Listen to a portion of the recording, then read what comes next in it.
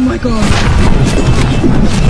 आसमान से कचरा गिर रहा था, जैसे मानो कचरे की बारिश हो रही हो और पूरे शहर में बरस रहा था और सड़क पर लोग चीखते हुए इधर उधर भाग रहे थे। लेकिन चौंकाने वाली बात यह थी कि 114 साल से समुद्र में डूबा टाइटैनिक अचानक सड़क पर आ गई। आखिर यह सब क्यों हो रहा था? तो कहानी शुरू होती है एक साधारण तूफान से। समुद्र शांत था और एक मछुआरे ने पानी पीकर प्लास्टिक की बोतल को समुद्र में फेंक दिया और जैसे ही मछली पकड़ने का जाल ऊपर खींचा गया तो अंदर से भयानक चीख निकली। ऐसा लग रहा था कि जाल में कोई जीव फंसा हुआ। मछुआरा घबरा गए और फिर सीन चेंज होता है और एक गांव पर आता है जहां ट्रेन्ड मिलिट्री की एक टीम पहुंचती है। कई जांच पड़ताल के बाद वे आखिर वो चीज देखते हैं जिसके लिए उन्हें भेजा गया था। वह रहस्यमयी जीव जिसे मछुआरे पहले ही देख चुके थे। उन्होंने सोचा था कि उसे मारकर वे पैसे कमा सकते हैं, इसलिए वे लाश को गांव ले आए। सेना इस गहरे समुद्र के राक्षस में बहुत रुचि ले रही थी। पुराने कहानियों में इसे समुद्री दानव कहा जाता है। कहा जाता है कि यह दुनिया का सबसे ताकतवर जीव है। इस जीव का नाम है वाटर डेमन यानी जल दानव। यह बात आर्मी को ज्यादा नहीं चौंकाती जब तक कि उन्हें इस दानव के नीचे एक मोती नहीं मिलता। यह कोई प्राकृतिक मोती नहीं था, बल्कि ऐसे बनाया गया था जैसे कोई वीडियो रिकॉर्डिंग का इक्विपमेंट हो। हजारों सालों से ऐसा केवल इंसान ही कर सकते हैं। साफ है कि यह जल दानव काफी बुद्धिमान है। काले कमांडर ने इसे एक नई खोज माना और इस जीव की गहराई से स्कैनिंग करने का आदेश दिया और सभी लोग वहां से चले गए। सिर्फ बकली अकेला उस वाटर डेमन के पास खड़ा होकर मन ही मन प्रार्थना कर रहा था। आखिरकार यह भी एक जान थी जो जा चुकी थी। बाद में बकली और अन्य लोग इंपॉर्टेंट इक्विपमेंट लेकर समुद्र में पहुंचे। बकली ने समुद्र में खोज करने की अनुमति मांगी ताकि वह इस बुद्धिमान जलीय जीव से संपर्क कर सके। रात होते ही वाटर डेमन के शव की पहरेदारी कर रहे सैनिक बातें कर रहे थे कि अचानक उन्हें कुछ अजीब महसूस हुआ और जमीन का फर्श नरम होकर दलदल जैसी हो गई। महिला सैनिक संभल नहीं पाई और उसका आधा शरीर दलदल में ढंस गया। उसके साथी ने मदद करनी चाहिए, लेकिन एक काला हाथ उसे दलदल में खींच ले गया। फिर पानी का फव्वारा उठा और काले साए जैसे जीव ने प्रकट होकर वाटर डेमन का शव उठा लिया और तभी अलार्म बजा और सभी सैनिक वहां आए। लेकिन उन्होंने देखा कि जल दानव का शव और 2 पहरेदार गायब थे और अब दलदल पहले जैसा हो चुका था। लेकिन बकली ने जमीन की तरफ देखा और मिट्टी से खींचकर एक चेयर निकला और जब कमांडर ने फर्श से मिट्टी हटाई तो उसने एक हाथ देखा। यह सब देखकर बकली घबराकर समुद्र किनारे जाकर बैठ गया। यह उसकी पहली वास्तविक मौत का सामना था। उसका डर खत्म नहीं हो पा रहा था। कमांडर भी उलझन में था क्योंकि वे सभी संयुक्त राष्ट्र की विशेष इंटेलिजेंस फोर्स थे जिन्हें वैज्ञानिक रूप से समझ न आने वाली रहस्यमयी घटनाओं से निपटने के लिए ट्रेंड किया गया था। फिर बकली ने कमांडर से कहा कि वह असल में एक साधारण सरकारी कर्मचारी था। जिसे भेजा जाना था वह छुट्टी पर था, इसलिए मजबूरी में बकली को भेजा गया और जिस कारण उसका नाम इस मिशन में आया इसलिए उसे यहाँ काम में लगा दिया गया और उसने कोई मिलिट्री ट्रेनिंग नहीं किया था और वह ऐसे खतरनाक हालात के लिए बिल्कुल तैयार नहीं था। लेकिन कमांडर ने कहा कि इतिहास अनगिनत हादसों से बना है और बड़े बड़े घटनाक्रम अक्सर आम लोगों की मौजूदगी में ही हुए हैं। बकली रुकना चाहता था लेकिन डर से वहीं बैठा रहा। तभी महिला कप्तान ने बताया कि यह जल दानव असल में कोई मरा हुआ पशु नहीं बल्कि वह प्रजाति है जिसने इंसानों से पहले पृथ्वी पर राज किया था। वे हजारों सालों से समुद्र के नीचे थे और पता नहीं क्यों हाल ही में उनका प्रकट होना बढ़ गया था। विशेष सेना को तो पहले से इन जल मनुष्यों के बारे में पता था, बस वे इसे गुप्त रखे हुए थे। एक तरह से अगर यह जल दानव जाति कभी विलुप्त न होती तो शायद इंसान पृथ्वी के मालिक न बन पाते। तभी अचानक से उनके साथियों की आवाज सुनाई दी और यहाँ पता चला कि एक जल दानव बाहर आ चुका है। सभी सैनिक सतर्क हो गए। बकली ने कैमरा निकालकर रिकॉर्डिंग शुरू की। दोनों के बीच तनाव बढ़ रहा था। तभी कमांडर आगे बढ़ा। उसने हथियार नीचे रखकर ट्रांसलेटर मशीन चालू कराई और बातचीत शुरू करने की कोशिश की। जल दानव गले से अजीब आवाजें निकाल रहा था और मशीन ने ट्रांसलेट किया। वह ह्यूमन से अपने साथी को मारने का बदला ले रहा था। उसने कहा, तुमने हमें मारा। फिर कमांडर ने जवाब दिया कि जल दानव ने भी 2 सैनिकों को मार दिया था, इसलिए अब हम दोनों बराबर हैं और बातचीत की जा सकती है। यह सुनकर जल दानव और अधिक गुस्से में आ गया और तभी सभी के फोन में अलार्म बजा और पूरी दुनिया में जल दानव दिखाई देने लगे। ऐसा लग रहा था मानो वे अपने राजा की वापसी के लिए लौट रहे हों, जैसे वही इस धरती के असली मालिक हों। उनकी उपस्थिति ने पूरे विश्व में हलचल मचा दी। ब्रिटेन ने सबसे पहले कार्रवाई की और कुछ ही दिनों में अपनी इमारत के अंदर नदी से जुड़ा एक बड़ा जल ट्यूब बना दिया जहां इंसान और जल दानव की पहली ऑफिशियल बैठक होनी थी। संयुक्त इंटेलिजेंस फोर्स के कमांडर केट को इस वार्ता का मुख्य प्रतिनिधि चुना गया। भले ही वे किसी देश से नहीं थे, लेकिन इस वक्त वे पूरी पृथ्वी का प्रतिनिधित्व कर रहे थे। मीटिंग से पहले तकनीशियन ने पाइप को पानी से भर दिया। निगरानी कैमरों में दिखा कि कई जल दानव पाइप में आ रहे हैं। उन्होंने एक दूसरे को देखा और फिर दो विशाल शरीर दिखाई दिए। अंत में एक ऐसा जल दानव आया जो काफी इंसानी दिखता था। उसका चेहरा भी भावनाओं से भरा था। यह साफ था कि वे अत्यधिक बुद्धिमान हैं। वे बिना पानी में सांस लिए बाहर रह सकते थे, जिसका मतलब है कि वे जमीन और समुद्र दोनों पर रह सकते हैं। फिर मीटिंग शुरू हुई और ह्यूमंस रिप्रेजेंटेटिव डॉग जोनाथन ने उनका स्वागत किया, लेकिन जल दानव प्रतिनिधि ने उसे बीच में ही रोककर इंसानी भाषा में सीधे बात शुरू कर दी। यह देख सभी लोग दंग रह गए। डॉग जोनाथन ने उन्हें भेंट दी और कही माउंट एवरेस्ट की ताजा बर्फ जिससे खुशबू आती है। लेकिन जल दानव प्रतिनिधि ने गुस्से में अपनी भेंट दिखाई। वे छोटे जल जीव जो मानवों के कचरे और झर से मर गए थे। डॉग जोनाथन ने सफाई दी कि मनुष्य अब समुद्र की सफाई कर रहे हैं, पर जल दानव ने बातचीत से इनकार कर दिया। फिर उसने बकली की ओर इशारा किया। पीछे बैठे सब लोग उसकी तरफ मुड़े और स्क्रीन पर बकली का वह सीन चल रहा था जिसमें वह मृत जल दानव के सामने प्रार्थना कर रहा था। जल दानव ने कहा कि सिर्फ वही व्यक्ति है जो मृतकों का सम्मान करता है, वह मानव जाति की ओर से उनसे बात करने के योग्य है। बकली विश्वास नहीं कर पा रहा था कि एक मामूली सरकारी कर्मचारी अब पूरी दुनिया की नजर में प्रमुख प्रतिनिधि बन गया था। प्रमुख कमांडर केट को यह बात चिंता में डाल रही थी कि कहीं बकली की एक गलती से युद्ध छिड़ ना जाए, लेकिन जल दानव अड़े हुए थे। वे सिर्फ बकली की बात सुनना चाहते थे। बकली ने कहा कि वह खुद को पूरी मानव जाति का प्रतिनिधि नहीं मानता, पर जल दानव ने कहा कि दुनिया को जानना चाहिए कि साधारण व्यक्ति की भी आवाज होती है। लेकिन केट इतने बड़े जोखिम की अनुमति नहीं दे सकती थी, इसलिए अगले दिन सिर्फ 50 पत्रकारों को अंदर आने दिया गया और फोटो खींचने की अनुमति थी, लेकिन लाइव टेलीकास्ट पूरी तरह से प्रतिबंधित था। बकली को बार बार समझाया गया कि वह केवल स्क्रीन पर लिखी हुई बातों को ज्यों का त्यों पढ़े, किसी भी तरह की अतिरिक्त बातें नहीं जोड़नी है। जैसे ही विशाल पाइप में दोबारा पानी भरा गया, पानी के लोग समय पर पहुंच गए। बकली पिछली बार की तुलना में काफी शांत था और उसने टेलीप्रॉम्प्टर देखकर बड़े सहज रूप से अभिवादन किया। जैसे ही वह मानव पक्ष की पहली मांग पढ़ने वाला था, जल दानव ने उसे रोक दिया और उसने एक गिलास पानी मांगा और खास तौर पर कहा कि पानी नदी से लाया जाए। इसलिए तुरंत सैनिकों की एक टीम नदी की ओर गई और कुछ ही देर में गंदला और पीला सा नदी का पानी भरा एक गिलास बकली के हाथ में दे दिया। जल दानव ने अगली मांग रखी। बकली को यह पानी पीना होगा। गिलास में तैरते पीले पीले कणों को देखकर बकली का चेहरा उतर गया और तभी बल्ली के ईयरफोन में कहा गया कि जल दानव को कहो कि पानी को पीने से पहले साफ किया जाना चाहिए और फिर प्रदूषण के मुद्दे पर बात शुरू करनी है। लेकिन जल दानव ने फिर बीच में रोकते हुए कहा कि वह राजनेताओं जैसी बातें नहीं सुनना चाहता और बकली को किसी कठपुतली की तरह संचालन में नहीं रहना चाहिए। बकली कुछ क्षण चुप रहा, फिर आखिरकार उसने फैसला कर लिया। उसने ईयरपीस उतार दिया और अपने दिल से बोलना शुरू किया। उसने कहा कि इंसान बहुत मूर्ख और स्वार्थी है, थोड़े से फायदे के लिए पृथ्वी को बर्बादी की ओर धकेल रहे हैं और यहाँ तक कि जब दोनों प्रजातियां बातचीत कर रही हैं, तब भी अनगिनत कारखाने नदियों और समुद्रों में जहरीला कचरा छोड़ रहे हैं। उसकी इस सच्ची बात सुनकर जल दानव ने उसकी खूब प्रशंसा की। बकली समझ रहा था कि उसने शानदार प्रदर्शन किया है, लेकिन जैसे ही उसने पीछे देखा, पूरा हॉल बिल्कुल शांत हो चुका था और बातचीत तुरंत रोकनी पड़ी। बकली की सच्चाई भरी बातों ने अनजाने में मानव जाति को बेहद कठिन परिस्थिति में डाल दिया था। फिर वे पानी के जीवों के शरीर की संरचना का अध्ययन करने लगे, यहाँ तक कि मृत जल अंडों को भी नहीं छोड़ा। पहले ही सब जान चुके थे कि पानी की जाति कुछ ही क्षणों में अपनी पूरी प्रजाति के साथ जानकारी साझा कर सकती है। केट को शक था कि पानी के जीवों के शरीर पर मौजूद मोतियों का इसमें कोई महत्वपूर्ण योगदान है। साफ था कि इस जाति में बहुत सी अनजानी बातें छिपी हैं, लेकिन दोनों प्रजातियों की बातचीत जारी रखना भी उतना ही जरूरी था। इस बार मानव पक्ष ने पहल की। बकली ने वादा किया कि 2065 तक प्रदूषण में 50% की कमी लाई जाएगी और उसके बाद इससे भी तेज गति से सुधार होगा। लेकिन जल दानव को यह बहुत धीमा लगा। उसने कहा कि हर दिन उसके कई साथी खराब पर्यावरण के कारण मर रहे हैं और वे 40 साल इंतजार नहीं कर सकते। बकली ने समझाया कि पर्यावरण सुधार के लिए संसाधन और मैन पावर चाहिए, जो तुरंत संभव नहीं। लेकिन जल दानव ने सवाल उठाया कि क्या मानव नेताओं में सचमुच पर्यावरण सुधारने की इच्छा है। बकली कुछ कहने ही वाला था कि जल दानव अचानक ऊपर की ओर देखने लगा और पूरे शहर की रोशनी पल भर में बुझ गई। लोगों को लगा कि शायद भीषण तूफान आने वाला है, लेकिन बारिश नहीं हुई। आसमान से बरसने लगी प्लास्टिक की थैलियां, बोतलें, डिब्बे और फटे जालों जैसी समुद्री कचरे की बारिश। पूरा शहर घबराहट में पागल सा हो गया। बाहर खड़े लोग चीखते हुए भागने लगे। किसी को समझ नहीं आया कि समुद्र में फेंका गया कचरा अचानक शहर के ऊपर कैसे आ गया। आधे घंटे से भी कम समय में साफ सड़कें कूड़े की मोटी परतों से भर गईं और पूरा शहर कूड़े कचरे में बदल गया। और सबसे चौंकाने वाली बात, समुद्र में एक सदी से ज्यादा समय से डूबा पड़ा टाइटैनिक का मलबा अचानक न्यूयॉर्क के बीचों बीच दिखाई देने लगा। दुनिया के बड़े शहरों के ठप होते ही सभी देश के नेता बयान देने लगे और मानव इतिहास के सबसे बड़े संकट से निपटने के लिए एकजुट होने का आग्रह किया। कुछ समय बाद कई प्रयासों के बाद मानव और पानी की जाति के बीच बातचीत फिर शुरू हुई। बकली की बातें फिर से बेहद सरकारी अंदाज में थीं। उन्होंने जल दानव से शांत और संयमित रहने की अपील की और कहा कि किसी भी आवेश में उठाया गया कदम दोनों पक्षों के लिए विनाशकारी होगा। जल दानव ने तीखे शब्दों में जवाब दिया कि ये सब मानव द्वारा किया गया कचरा है। बकली ने अपना गुस्सा कंट्रोल किया और टेलीप्रैम्प्टर पर केट का आदेश आया। पानी की जाति को युद्ध विराम समझौते पर हस्ताक्षर करने के लिए मनाना है। मानव किसी भी प्रजाति से युद्ध नहीं चाहता। जल दानव ने सिर हिलाया और कहा कि वे आगे से मनुष्यों को परेशान नहीं करेंगे, लेकिन 3 शर्तें पूरी करनी होंगी। पहली, समुद्र और नदियों में प्रदूषण तुरंत बंद किया जाए। दूसरी, मानव और पानी की जाति के रहने की सीमाएं आधिकारिक रूप से तय की जाए। मानवों को लगा था कि समुद्र बहुत विशाल है, थोड़ा सा हिस्सा पानी वालों को दे देना मुश्किल नहीं, लेकिन पानी के प्रतिनिधि ने कहा कि समूचा समुद्र और सभी नदियां पूरी तरह पानी की जाति की होंगी और इंसानों को न सिर्फ समुद्र में यात्रा करने की मनाही होगी, बल्कि समुद्री क्षेत्र के ऊपर उड़ान भरना भी वर्जित होगा। यह सुनते ही सभी लोग भड़क उठे, खासकर वे देश जिन्हें जीवित रहने के लिए समुद्री व्यापार की जरूरत है। समुद्र और हवाई मार्ग बंद होने का मतलब था उनकी मृत्यु दंड। यह सुनकर जलदानव ने जोर से चिल्लाया और पूरा हॉल शांत हो गया। फिर बकली तुरंत माफी मांगने लगा और समझाया कि लोग बस थोड़ा उत्तेजित हो गए थे। पानी के प्रतिनिधि ने कहा कि अभी तो उसने सिर्फ 2 शर्तें बताई थीं और अब तीसरी शर्त सुनो उसे। इस स्टील कंक्रीट की इमारत से घृणा है और अगली बार बातचीत कहाँ होगी यह वह खुद तय करेगा। सबकी नजरें स्क्रीन पर लिखे स्थान पर टिक गईं। वह थी पृथ्वी के सबसे गहरे समुद्री गर्तों में से एक था। ह्यूमंस की सबसे एडवांस्ड सबमरीन भी उसकी आधी गहराई तक ही जा पाती है। जब जल दानव ने पूछा कि मानव पक्ष स्वीकार करता है या नहीं, तो बकली अनजाने में ही हाँ कह बैठा। यही था the war between the land and the sea. ये पहले 2 एपिसोड का पूरा सार। देखने के लिए धन्यवाद। नेक्स्ट एपिसोड में फिर मिलेंगे। धन्यवाद। कृपया सब्सक्राइब